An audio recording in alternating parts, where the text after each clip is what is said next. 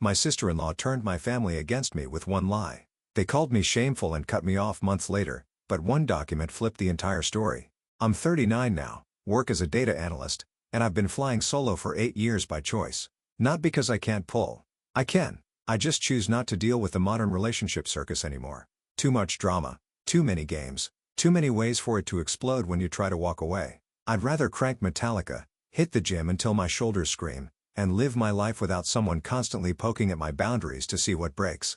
But this cluster started when my younger brother Derek hit the tech lottery, and I could smell the vultures circling from miles away. Derek's 34 and had been grinding through startup hell for years, living on ramen and false hope like every other code monkey in Silicon Valley. He's got full custody of 2 kids from his previous marriage, Eliza and Jake, after his ex moved across the country for work. So he's been doing the single dad thing while trying to build his career. Then his blockchain company got bought by Microsoft for stupid money.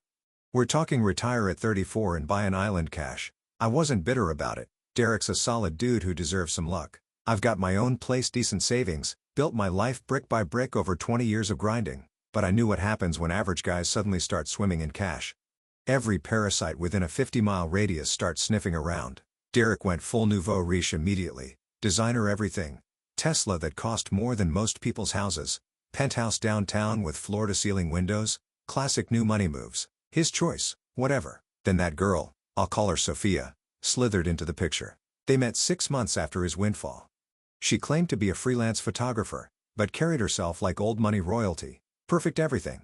Makeup that probably took an hour. Purse that cost more than my motorcycle. Nails done weekly like clockwork. Said she was between apartments while building her artistic portfolio.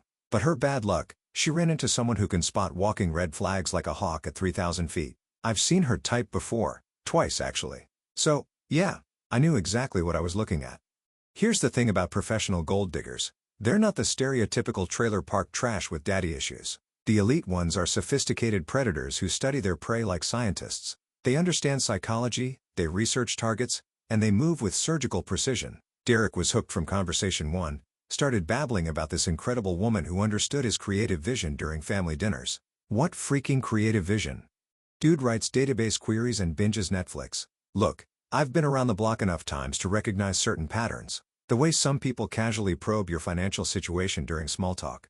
How they gradually escalate their requests once they think they've got leverage. The subtle manipulation tactics that most guys miss completely because they're distracted by other factors. Sophia triggered every alarm bell in my head, and I never liked her ever since Derek first introduced her to us. The rest of the family ate up her act completely though. My parents thought she was such a sweet girl and perfect for Derek. My sister kept gushing about how classy and sophisticated Sophia was compared to Derek's previous wife. Even extended family members were constantly when Derek was going to propose to his wonderful new girlfriend. She moved in after 2 weeks, claimed her housing situation suddenly fell through and she needed temporary shelter. Weird how her photography equipment never materialized though. No cameras, no lighting rigs, no editing setup, nothing that screamed professional artist. When I asked about her actual work, she gave these vague responses about lifestyle photography and personal branding. The money conversation started immediately too. She'd casually mention expensive restaurants she used to frequent before circumstances changed. Talk about missing her old BMW like it was a dead relative. Drop hints about her friend's boyfriend surprising her with expensive jewelry. Never direct demands. Too smart for that amateur. But always planting seeds about what quality men provide for their women. At Christmas dinner, I caught her Googling Derek Chen net worth Microsoft buyout on her phone. Not even trying to be subtle about it, just straight up researching the exact size of her target's bank account. When she noticed me watching, she switched to Instagram like nothing happened. That moment confirmed everything I suspected. This woman was a professional hunter, and my brother was walking around with a bullseye painted on his forehead. The thing is, I tried warning Derek multiple times, but guys don't listen when they're getting regular action and ego validation from someone attractive. Logic bounces right off that hormone shield. Dude, she moved in after 2 weeks and hasn't contributed a single dollar to any expenses. I told him during one of our gym sessions. Claims to be a photographer, but owns zero equipment. Think about what that means. You don't understand our dynamic, he'd respond while benching twice his usual weight. She's been hurt before by guys who didn't appreciate her art. She needs time to feel secure before opening up. Classic response. When Derek gets caught up in the romance and attention, he'll rationalize literally anything to avoid admitting he's being played. So I backed off and watched from the sidelines. Sometimes you got to let people make their own mistakes and learn from the consequences. Can't save someone who doesn't want to be saved. But I was ready for when the whole thing inevitably went sideways. After all, he's my brother. After New Year's, Sophia started pushing boundaries harder. Needed keys to Derek's place for convenience. He told me that she wanted access to his Amazon account to order supplies for her work. Small incremental steps toward financial control that Derek didn't recognize. She cornered me at Derek's New Year's party. Massive event, probably 50 people. She worked that room like a seasoned politician, making sure everyone understood she belonged to the guy with money. Marcus, Derek talks about you constantly. How protective you've always been. Fake smile, hand on my arm, textbook manipulation. It's really sweet how much you care about him. I kept my response simple. Just want what's best for my brother. Of course, you do. I think there might be some misunderstandings about my intentions though. The smile stayed perfect, but her eyes went arctic. I love Derek deeply. I'm not going anywhere. Good to know. I really hope we can develop a friendship. It would be so unfortunate if Derek ever had to choose between his girlfriend and his brother. There it was. The threat wrapped in fake sweetness. This bee was declaring war while pretending to want peace. I started paying way closer attention after that conversation. Noticed how she deflected any questions about her past. No stories about family, childhood memories, previous relationships, nothing personal. When people asked about her photography business, she'd immediately pivot to talking about Derek's success, professional level deflection. Her financial requests got more aggressive and strategic too. Car repairs that cost exactly what Derek had mentioned investing last week.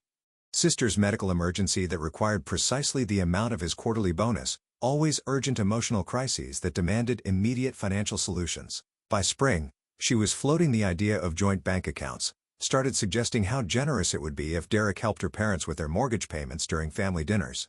Really touching how much she cared about family financial security, right? Most guys never see girls like Sophia coming because they don't charge in swinging. They chip away slowly. It's calculated. They ease into your life, test limits, normalize the idea of covering for them just this once. They don't take control all at once. They make you hand it over piece by piece. One small request turns into full-blown financial access before you even realize you've been cornered. But Derek's not completely brain dead. The constant financial pressure finally triggered his suspicion circuits. He showed up at my place one evening looking high. I think I screwed up big time with Sophia. How so? I've been tracking our expenses because something felt off. She claims she's broke, but she's spending constantly. Professional skincare that costs more than my car payment, $8 coffee every morning, weekly nail appointments that run $80. Either she's lying about being poor or money's coming from somewhere else. I stayed quiet, let him work through the logic himself. And when I asked to see her actual photography portfolio, real work she's done, she got defensive as hell, said I was being controlling, that real artists don't perform on demand for skeptical boyfriends. He looked completely defeated.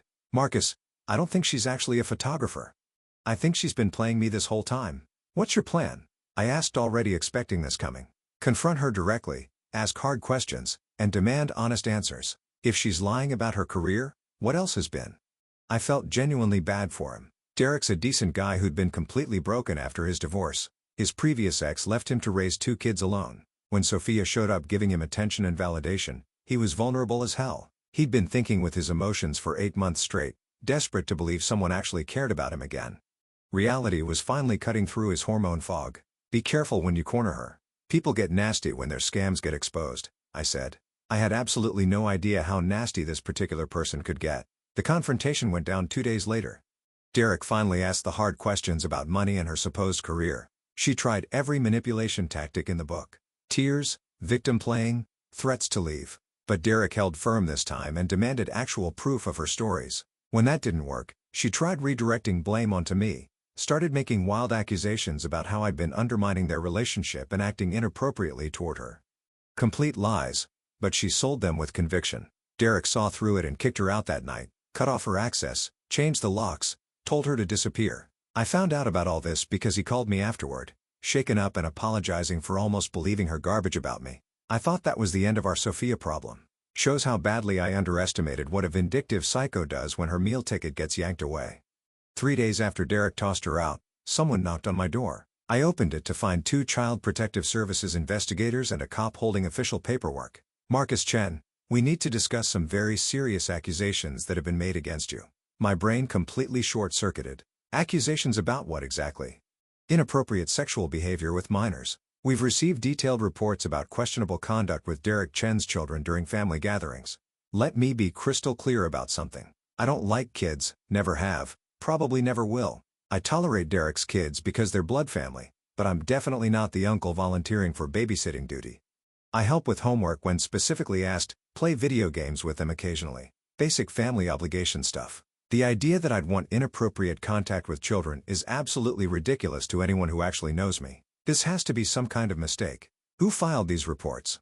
Anonymous tip received 3 days ago with very detailed information. You need to come to the station for formal questioning, the cop said. 3 days ago, exactly 72 hours after Derek kicked Sophia out of his life. The accusations were incredibly detailed and specific: inappropriate touching during family gatherings, secret conversations with the children, using gifts to keep them quiet about our special relationship.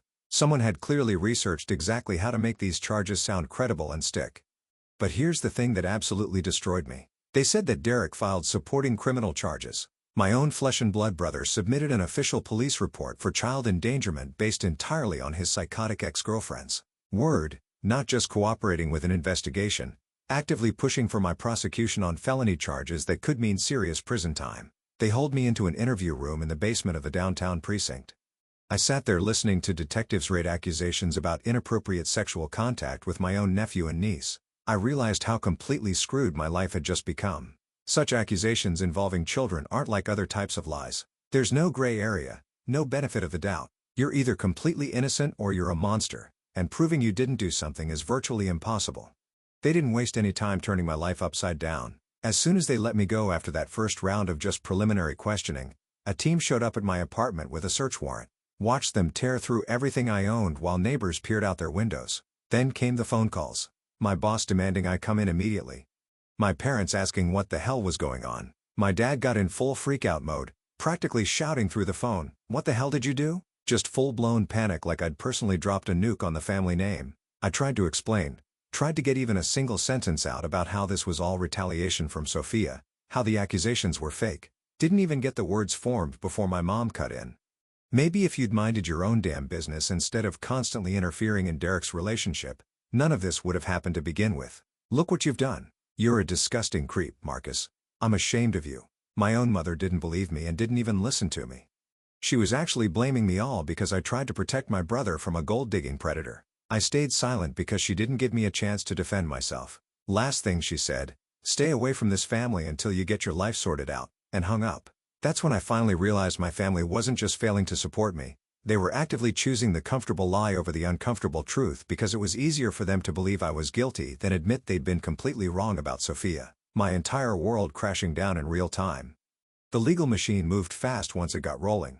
They seized all my computers and electronics, searched every inch of my apartment, interviewed neighbors about my behavior around children, put me on immediate administrative leave from work pending the investigation outcome, got a court restraining order saying I couldn't be within 500 feet of schools, playgrounds, daycares, or anywhere children might be present. Like I was out here dying to hang around sticky-fingered goblins in the first place. In less than 48 hours, I went from successful data analyst to suspected child predator, all because I'd tried to warn my brother about his manipulative girlfriend. And the worst part, Derek knew exactly what Sophia was capable of.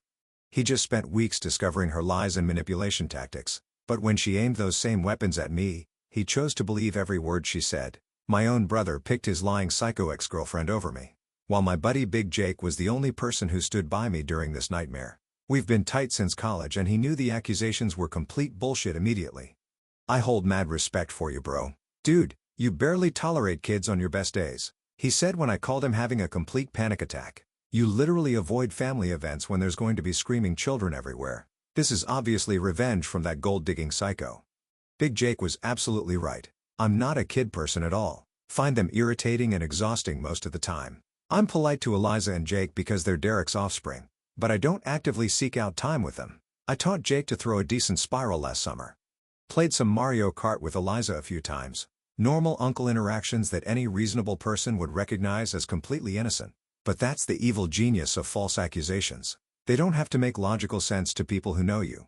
They just have to sound plausible enough to strangers making life-altering decisions about your future. Once the investigation officially started, my entire existence became a living hell. Had to hire a criminal defense attorney who specializes in these cases. Cost me $45,000 up front just to get representation. He warned me these situations can drag on for years and cost exponentially more before resolution. But that court restraining order was absolutely devastating. Had to immediately move out of my apartment because there was an elementary school 4 blocks away. Try finding decent housing when background checks reveal an active investigation for child-related crimes. Ended up in a shitty studio apartment paying month-to-month rent because no legitimate property management company would lease to me. Landlord was some sketchy guy who didn't ask too many questions as long as I paid cash upfront every month. Work became exponentially worse immediately. HR called me in for a meeting about the extremely concerning allegations they'd heard about through official channels. Tried explaining it was obviously revenge from a vindictive ex, but company policy was absolute zero tolerance for anything involving children. Terminated on the spot? No severance package, no unemployment benefits. I literally lost everything. 20 years of building a solid career completely destroyed overnight. All my professional references were poisoned because everyone in the industry knew exactly why I got fired. My entire family obviously abandoned me without hesitation. My sister immediately blocked my phone number when I tried calling to explain the situation. Extended family just vanished completely. Nobody wanted any association with the family child molester. And of course, Derek played the protective father role perfectly for everyone watching. Told the whole family how incredibly difficult this situation was for him personally, and how he absolutely had to prioritize his children's safety above everything else. Made himself the primary victim while actively helping prosecutors build their case against me. The investigation dragged on for months. 9 freaking months of my life stuck in complete limbo while forensic experts analyzed every byte of data on my computers, interviewed literally everyone I'd ever known, and searched desperately for evidence of crimes that never happened. My lawyer laid out the brutal reality during our first meeting if convicted on all charges. 2 counts of child assault in the first degree, 1 count of exploitation of a minor. I was looking at 15 to 30 years in federal prison minimum with the enhancement for being a family member they could push for the maximum sentence. At 36 years old, that meant I'd get out when I was retirement age if I made it that long. The prosecutor's office takes such cases very seriously, my lawyer explained. They have a 78% conviction rate in these kinds of cases. Even if we can create reasonable doubt, juries tend to on the side of protecting children. We need ironclad evidence of your innocence, not just holes in their case. So we spent months desperately trying to build some kind of defense. My lawyer subpoenaed everything. Derek's phone records, family gathering photos with timestamps, my work schedule to prove I was nowhere near the kids during alleged incidents. We interviewed every family member who'd been at gatherings where I'd interacted with Eliza and Jake. I was definitely disgusted through all this for this to even be associated with me. And the problem was Sophia had been smart about her timeline. She'd placed the alleged incidents during periods when it was just family time. No specific events, no clear alibis, just general interactions over months. How do you prove you didn't touch a kid inappropriately during a normal family barbecue 8 months ago? Meanwhile, she was playing the concerned stepmother role flawlessly. Although she was just a girlfriend, she'd voluntarily testified 3 times, each session more detailed than the last. Her story was crafted perfectly, not too detailed to be obviously fabricated, but specific enough to sound credible. The prosecutor loved her. A brave woman coming forward to protect innocent children from a predatory family member. She was their star witness, and she knew exactly how to play the part. Eliza and Jake were interviewed multiple times by child psychology specialists. Thank God they're honest kids because their testimony was the only thing keeping me from being completely buried. They consistently described normal uncle interactions, helping with homework, playing video games, teaching Jake to throw a football. No inappropriate touching, no secret conversations, no fear or discomfort. But here's the nightmare of these cases. Even when kids deny abuse, prosecutors can argue they're protecting their abuser or too traumatized to tell the truth. The absence of evidence becomes evidence of how manipulative the abuser is. Outside the legal system, it was no better. My neighbors started treating me like I had a biohazard sticker on my forehead. Parents would yank their kids inside the moment I walked by. One paranoid soccer mom actually called the cops on me for lurking near a playground. I was just walking to the damn grocery store. Month after month dragged by with no progress. The prosecution kept requesting delays to gather additional evidence. My lawyer suspected they knew their case was weak, but were hoping something new would surface. I was living in limbo. Couldn't work. Couldn't do anything to prove to my mom that I'm innocent. Every court appearance was psychological warfare. Sitting there while the prosecutor described in graphic detail what I'd allegedly done to children I loved, watching Sophia dab her eyes with tissues while spinning her lies, seeing Derek in the gallery supporting her version of events. The worst was a preliminary hearing where they read the full accusations out loud. 20 people in that courtroom heard every disgusting detail of what I supposedly did. The court reporter typing it all up for the official record, my name permanently attached to those words. Through all this, Big Jake became my only lifeline during this period. Brought groceries when I couldn't handle facing the public. Helped with job applications when I couldn't focus long enough to complete them. Most importantly, he never once doubted my innocence or made me feel like a burden. This is straight-up character assassination, he'd say while we lifted weights in his garage. That psychotic knew exactly which buttons to push to completely destroy your life. But the truth always comes out eventually. He was giving me some hope despite seeing no signs. By month 7, I was ready to take a plea deal. My lawyer had found inconsistencies in Sophia's timeline, but nothing decisive. The prosecution offered 7 years if I plead guilty to lesser charges, inappropriate touching instead of full assault. 7 years versus potentially 30, my lawyer said. It's not an admission of guilt, it's a business decision. You'd be out in 4 with good behavior. I was seriously considering it. 7 years seemed manageable compared to life in prison. At least I'd still have some years left when I got out. But let me tell you, the only thing that kept me functional through all this was pure burning rage. Absolute fury at Sophia for what she'd done to me and soul-crushing disappointment in Derek that felt like actual physical pain in my chest. This wasn't some random psychopath targeting me for kicks. This was my own brother choosing to believe the absolute worst possible interpretation of me rather than admit he'd been completely played by a manipulative bitch. But I'm a stubborn bastard who doesn't stay down when someone tries to destroy me. While I was literally struggling, I was planning my comeback. After 9 months of this nightmare, my lawyer called with news that changed absolutely everything. Investigators had uncovered Sophia's complete digital trail, and it was more damning than we dared hope. Her browser history read like a step-by-step instruction manual for filing false accusations, how to file convincing reports with Child Protective Services, making child endangerment accusations stick in court, removing unwanted family members through government agencies. What evidence do prosecutors need for successful child abuse cases? She'd literally Googled detailed instructions for systematically framing me. The smoking gun came when my lawyer's investigator tracked down Sophia's roommate through social media and lease records. Initially, she refused to talk, but once my lawyer explained I was facing 30 years for crimes I didn't commit, her conscience kicked in. She handed over text messages between her and Sophia from 4 days before Sophia filed the report, messages explicitly discussing getting rid of Marcus permanently and making sure Derek never speaks to his toxic brother again. She'd screenshot them thinking Sophia was just venting family drama, had no idea she was planning to file false criminal charges. Even the most biased prosecutors couldn't ignore that level of calculated premeditation. Her story kept changing dramatically during follow-up interviews with investigators. Originally claimed the incidents happened at family gatherings with multiple witnesses present, then switched to saying I'd taken Jake to my apartment alone several times. Except building security footage proved he'd never once been to my place. Then claimed I'd given Eliza a secret cell phone to contact me privately, except phone company records showed no such device had ever existed. Each new version contradicted all the previous ones. Textbook sign of someone frantically making it up as they go along. The final nail was the timeline. She filed her detailed report exactly 72 hours after Derek ended their relationship and cut off her financial access. The fact that she'd lived with Derek and his kids for 8 straight months, watching every routine, every interaction, and never once raised a concern until the exact moment her financial safety net vanished wasn't just suspicious. It was damning. My lawyer presented the complete evidence package to the lead prosecutor in a meeting that lasted over 3 hours. Digital evidence of premeditation, text messages proving revenge motive, timeline inconsistencies, and Sophia's constantly changing story. He called me the next morning with the words I've been praying to hear for 9 months. All charges are being dropped immediately and permanently. The investigation has officially concluded that the accusations were malicious fabrications designed specifically to cause personal harm. I hung up and just sat there staring at the wall for straight 20 minutes. No tears, no celebration, no fist pumping, just nothing. You'd think I'd be jumping around my crappy studio apartment calling everyone. Instead, I felt like someone had just told me the cancer was gone, but I'd already lost both legs. I mean, yeah, I was legally cleared of all wrongdoing, but the damage to my life was already permanent and irreversible. You can't undo 9 months of systematic reputation destruction.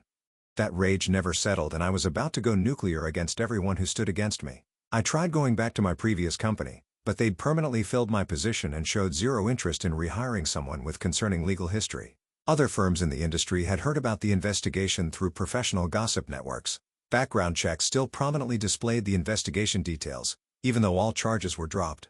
HR departments don't distinguish between charges dropped and proven innocent.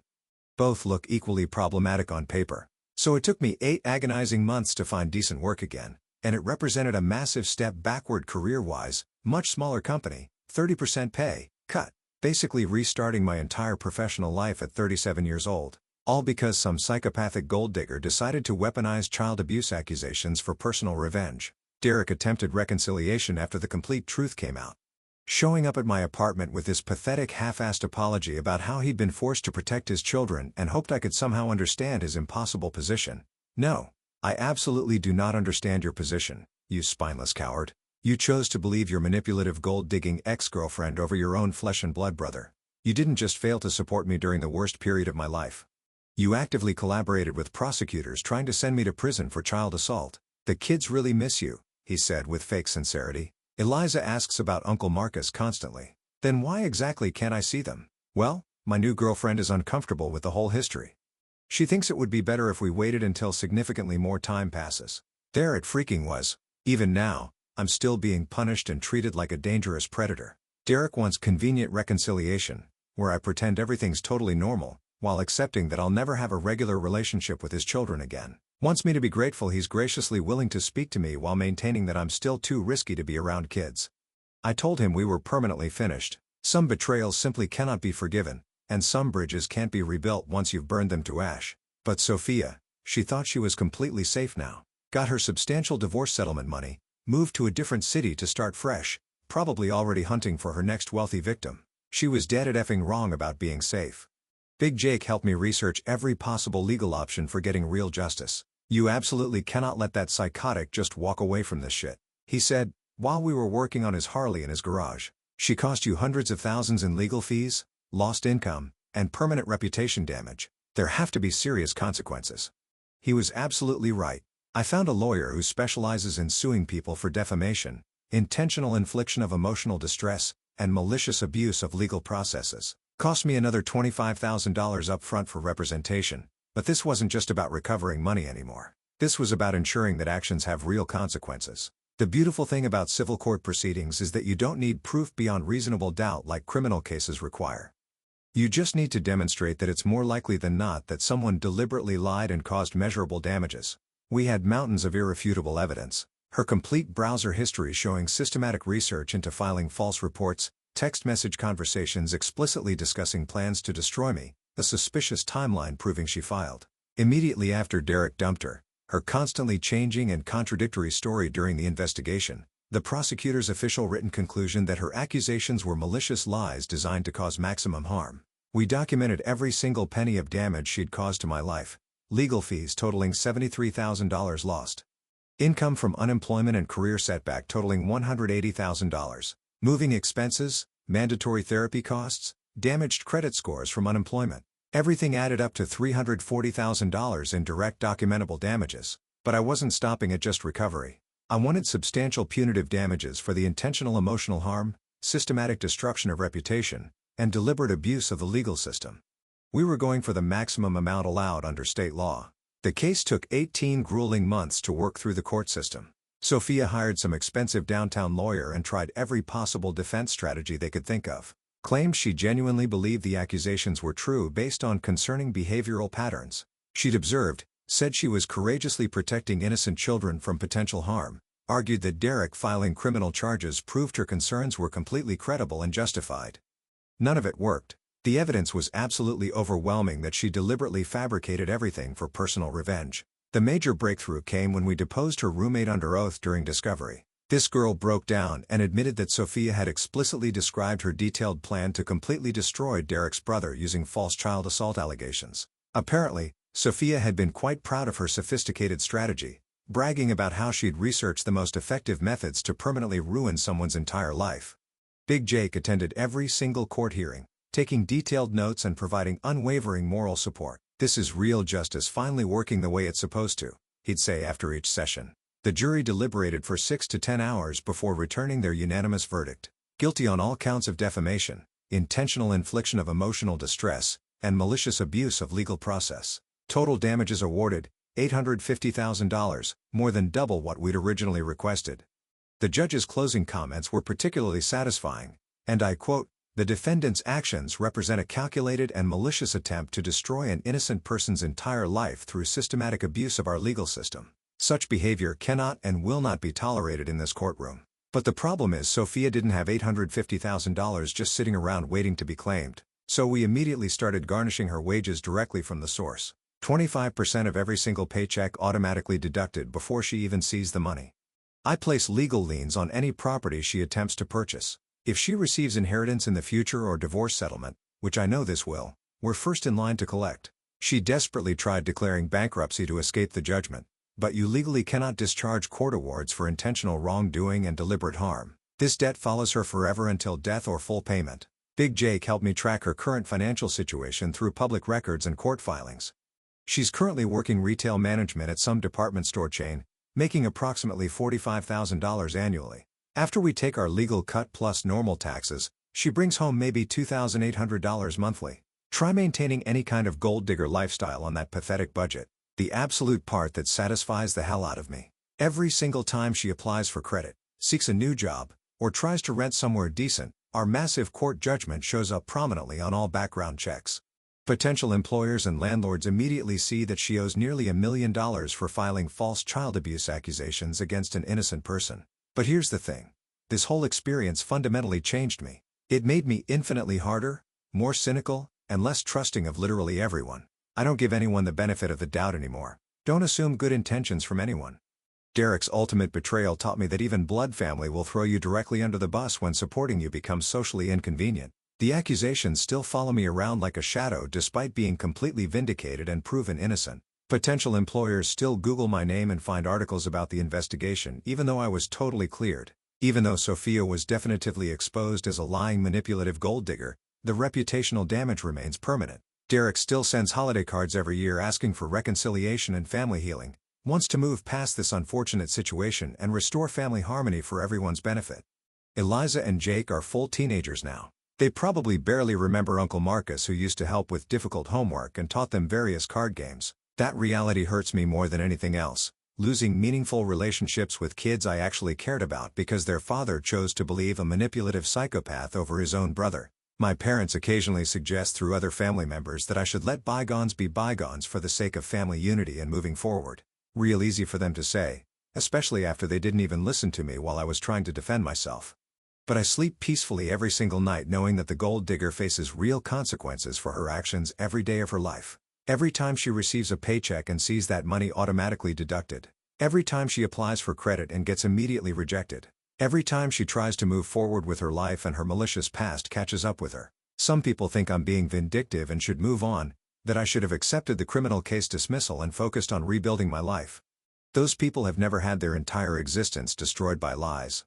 They've never watched their own family choose comfortable fiction over uncomfortable truth because it's easier to believe. Big Jake perfectly summarizes the situation. You didn't just win money back. You sent a clear message to every other psychotic gold digger out there.